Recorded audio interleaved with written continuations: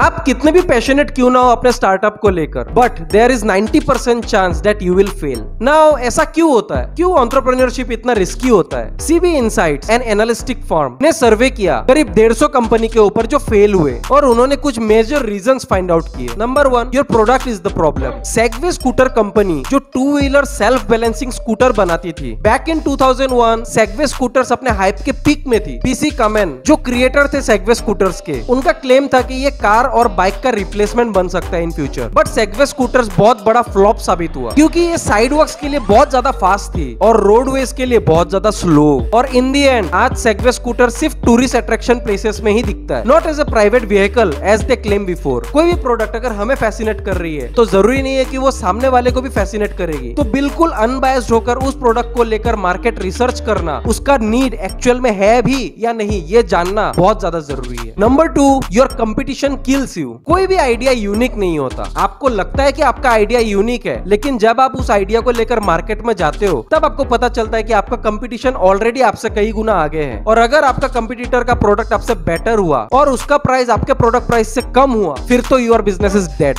Mint.com और VSAP दोनों ही company private finance products में डील करती थी, लेकिन जहां Mint.com सक्सेसफुल बना, वही VSAP एक बहुत बड़ा फ्लॉप बना। रीजन था दोनों की यूजर एक्सपीरियंस में डिफरेंस। जहां Mint ने कस्टमर नीड्स को समझा और यूजर एक्सपीरियंस को हर दिन बेटर करता गया और इजी करता गया, वही VSAP अपना कॉम्प्लेक्स यूजर एक्सपीरियंस के साथ ही आगे बढ़ता गया। फेसबुक भी इसलिए माई स्पेस और ऑर्कुट से आगे निकल गया, क्योंकि उसने यूजर एक्सपीरियंस को और ज्यादा बेटर किया और ज्यादा इजी किया। इसलिए स्टार्टअप करने से पहले अपने कंपटीटर के बारे में रिसर्च करना बहुत ज्यादा जरूरी है। उसका प्रोसेस, उसका फाइनेंसेस, उसका मैनेजमेंट, उसका ऑपरेशंस, ये सब चीजों को जानना आपके लिए बहुत ज्यादा इंपॉर्टेंट है, तभी आपको एक एडवांटेज मिलता है। आपने एक बहुत अच्छा आइडिया सोचा और उसका प्रोडक्ट भी आपने रेडी कर लिया, लेकिन फिर आपको पता चला कि आप उस प्रोडक्ट को बेच नहीं सकते, क्योंकि आपने जो प्रोडक्ट बनाया है वो उस जगह के लॉ के खिलाफ है। होमजॉय एक ऑनलाइन प्लेटफॉर्म था जो आपको होम सर्विसेज प्रोवाइड करती थी, जस्ट लाइक अर्बन क्लैप। लेकिन इस कंपनी के ऊपर 4 लीगल लॉसूट फाइल किए गए, इस वजह से कि इस कंपनी के एम्प्लॉइज होते हैं या कॉन्ट्रैक्टर होते हैं। बट इन 4 केसेस ने होमजॉय के लिए फंड रेज करना मुश्किल कर दिया था और एंड में उन्हें शट डाउन करना पड़ा। कई बार तो पेटेंट के अगेंस्ट में आपके ऊपर केस हो जाता है, और कई बार आपको दबाने के लिए आपके कंपटीटर ही आपके ऊपर केस डाल देते हैं। लीगल बैटल्स में जब भी आप फंसते हो, चाहे वो सही हो या गलत हो, आपका ब्रांड वैल्यू, आपका फाइनेंस, आपके इन्वेस्टर्स का ट्रस्ट, सब पर इंपैक्ट आ जाता है। इसलिए अपने स्टार्टअप आइडिया के ऊपर काम करने से पहले सारे लीगल्स को पहले ठीक कीजिए, लीगल एडवाइस ले लीजिए और पेटेंट्स को जरूर चेक कीजिए। परमिशंस, पेपर वर्क, सब चीजें जब ठीक से हो जाए तभी अपने स्टार्टअप को लेकर आगे बढ़िए।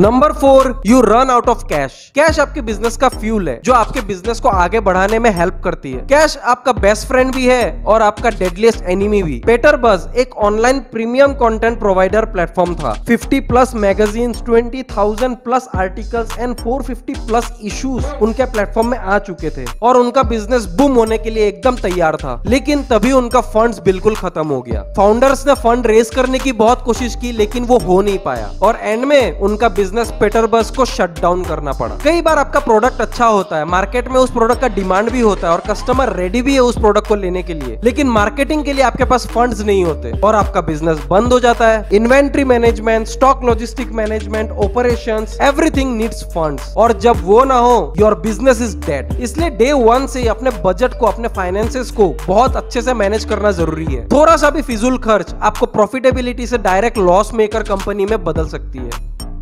Number 5, your team is weak. किसी भी स्टार्टअप का बिगेस्ट एसेट होता है उसका टीम, उसके लोग। स्टार्टअप्स अक्सर फेल हो जाते हैं क्योंकि उस स्टार्टअप टीम के पास required expertise and skill set नहीं होते। उस स्टार्टअप टीम के पास रिक्वायर्ड लेवल ऑफ एक्सपीरियंस ना हो उस पर्टिकुलर काम को करने के लिए। कभी कभी तो स्टार्टअप फाउंडर में ही काफी सारे वीक पॉइंट्स होते हैं जो बिजनेस को डुबा सकते हैं। क्या हो अगर आपका टेक्नोलॉजी को फाउंडर बेकार निकले और हर काम को बहुत लेट से करे? क्या हो अगर स्टार्टअप सीईओ ही अपना रोल्स एंड रेस्पॉन्सिबिलिटीज, अपना ड्यूटीज को अच्छे से ना निभा पाए? क्या हो अगर आपका प्रोडक्ट मस्त है लेकिन आपका सेल्स टीम बेकार निकल जाए और एक भी सेल्स जनरेट ना कर पाए? ऐसे केसेस में वो सब स्टार्टअप लायबिलिटीज बन जाते हैं और आपके बिजनेस को डुबाने में उनका सबसे बड़ा योगदान होता है। इसीलिए अपना स्टार्टअप टीम चूज करने से पहले बहुत केयरफुल रहिए। उनके रेज्यूमे से ज्यादा उनका स्किल सेट पर ध्यान दीजिए। उन्हें अपनी डिमांड्स बताइए और उनकी डिमांड्स भी आप सुनिए। एक अच्छा स्टार्टअप टीम आपके बिजनेस को बहुत जल्दी सक्सेस तक पहुंचा सकता है, वही एक गलत स्टार्टअप टीम आपके बिजनेस को चुटकियों में डुबा सकता है।